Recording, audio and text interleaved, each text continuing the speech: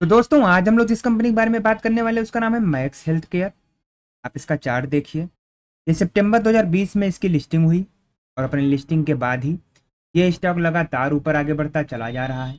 और इन दिनों जब सारे स्टॉक्स में गिरावट है के बावजूद भी इस स्टॉक में एक स्ट्रॉन्ग पकड़ बनी हुई है और ये स्टॉक नीचे गिरने की बजाय स्टेबल रहा और वापस चलते समय ये आगे आगे चलने लगा। तो कुल मिलाकर बात यह है कि मैक्स हेल्थ केयर एक बहुत ही हेल्दी और स्ट्रांग स्टॉक है। बाकी एक बार हम इसके फंडामेंटल्स को भी चेक कर लेते हैं। बात करें कंपनी का तो पूरा नाम है max health care institute limited. 1085 रुपये इसका मार्केट प्राइस है और इंट्राडे में 6.64% की इसने क्लोजिंग दी है। Market cap 1 lakh crore cross कर चुका है। स्टॉक भी 99 का है जो कि अभी भी थोड़ा ज़्यादा हाई है। बाकी ROC 16% एंड ROE 13.4% का है। और पिछले एक साल के हाई लो की बात करें तो 730 का लो रहा और 1228 का कंपनी का हाई है।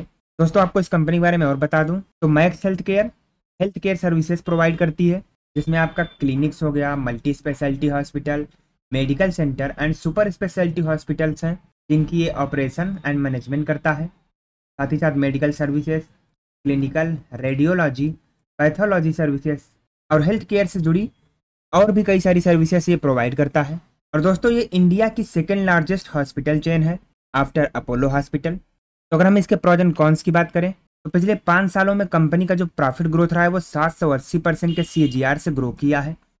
वहीं पर इसके कॉन्स की बात करें तो इसका स्टॉक अभी 11 टाइम्स बुक वैल्यू पर ट्रेड कर रहा है, यानी कि थोड़ा ओवर वैल्यू है। और पिछले 3 सालों में इसका जो ROE है वो सिर्फ और सिर्फ 13.4% की रेट से ग्रो किया है। और प्रमोटर्स ने अपनी जो होल्डिंग है पिछले 3 सालों में लगभग 37% तक निकाल लिया है, जो कि बहुत ही बड़ा रेड फ्लैग है। बाकी दोस्तों अगर हम इसके पीयर कंपैरिजन की बात करें तो आपको पहले ही बता दिया कि ये हेल्थ केयर में ये काम करती है एंड BSE मिड कैप का हिस्सा भी है। और दोस्तों अभी मैंने आपको बताया कि ये अपोलो हॉस्पिटल के बाद नंबर 2 पर है, लेकिन इसका जो मार्केट कैप है वो अब अपोलो हॉस्पिटल से भी ज़्यादा हो चुका है और ये इंडिया की लार्जेस्ट हॉस्पिटल चेन बन चुकी है 1 लाख करोड़ की वैल्यूएशन क्रॉस करके। साथ ही साथ इस पीयर ग्रुप में आपको फोर्टिस हेल्थ केयर भी दिख जाएगा, Narayana Hrudayalaya, global health, Krishna institute और पाली मेडिक्योर भी है, जो कि इसकी सहायक कंपनियां हैं, यानी कि इन्हीं के साथ साथ इसी पीयर ग्रुप की कंपनियां हैं। तो अगर हम इस कंपनी के क्वार्टरली रिजल्ट्स की बात करें तो इसका जो सेल्स ग्रोथ है वो दिसंबर 2021 में 976 करोड़ का था, दिसंबर 2022 में 1142 करोड़, दिसंबर 2023 में 1335 करोड़ का और दिसंबर 2024 में 1868 करोड़ का रहा। वहीं पर नेट प्रॉफिट की बात करें तो जहां दिसंबर 2021 में 190 करोड़ का हुआ करता था, दिसंबर 2022 में 222 करोड़ का, दिसंबर 2023 में 289 करोड़ का और दिसंबर 2024 में 239 करोड़ का है। साथ ही साथ दोस्तों इसके लॉन्ग टर्म प्रॉफिट लॉस की बात करें तो इसका जो सेल्स ग्रोथ है वो मार्च 2017 में 1608 करोड़ का था, मार्च 2020 में 1884 करोड़, मार्च 2023 में 4563 करोड़ और करंट में कुल 6542 करोड़ का है। वहीं पर नेट प्रॉफिट की बात करें तो जहां मार्च 2017 में 16 करोड़ का प्रॉफिट था, मार्च 2020 में 95 करोड़ का, मार्च 2023 में 1104 करोड़ का, करंट में कुल 1008 करोड़ का नेट प्रॉफिट भी है। कंपनी की अगर हम बारोइंग्स की बात करें तो जहां मार्च 2017 में 874 करोड़ का लोन था वो सितंबर 2024 तक 1768 करोड़ का हो गया है और टोटल असेट जो 3146 करोड़ का था वो बढ़कर 13127 करोड़ का हो गया है। तो अगर हम कंपनी के शेयर होल्डिंग पैटर्न की बात करते हैं तो प्रमोटर्स की हिस्सेदारी जहां मार्च 2022 में 50% के आसपास थी वो घट कर सिर्फ अब 23% ही रह गई है। FIIs की होल्डिंग 14.59% से बढ़कर 56%, यानी कि अभी सबसे ज़्यादा होल्डिंग FIIs के पास है।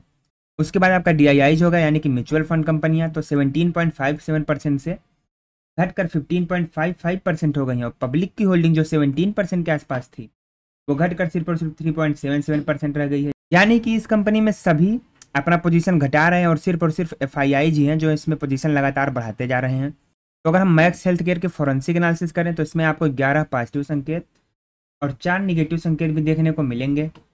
जैसे कि इनकी जो लाइबिलिटीज़ है, कंपनी के ऊपर ऐसी कोई भी लाइबिलिटीज़ नहीं है जिससे कि इनको कोई दिक्कत हो।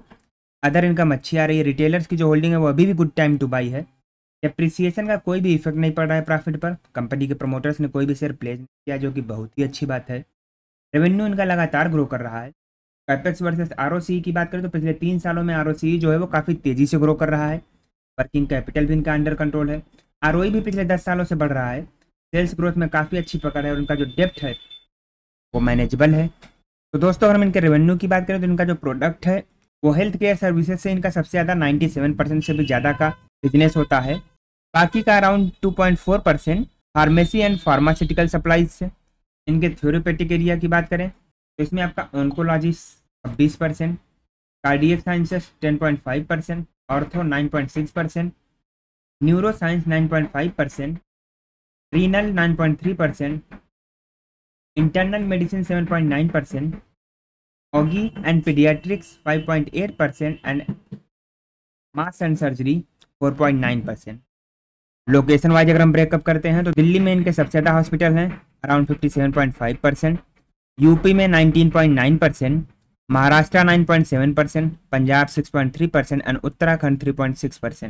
ये कस्टमर का सेगमेंट करते हैं तो जो सेल्फ पे करते हैं वो around 33%, TP and corporates 37%, institutional 19.9% and 9% international customers हैं इनके। तो ओवरऑल दोस्तों कंपनी में अभी भी इन्वेस्टमेंट किया जा सकता है, तो आप चाहें तो अभी भी इसमें इन्वेस्टमेंट कर सकते हैं, लेकिन ध्यान रहे कि कोई भी इन्वेस्टमेंट करना हो तो अपने एडवाइजर की राय जरूर ले लीजिएगा और वीडियो को लाइक करके कमेंट में जय श्री राम लिखना मत भूलिएगा।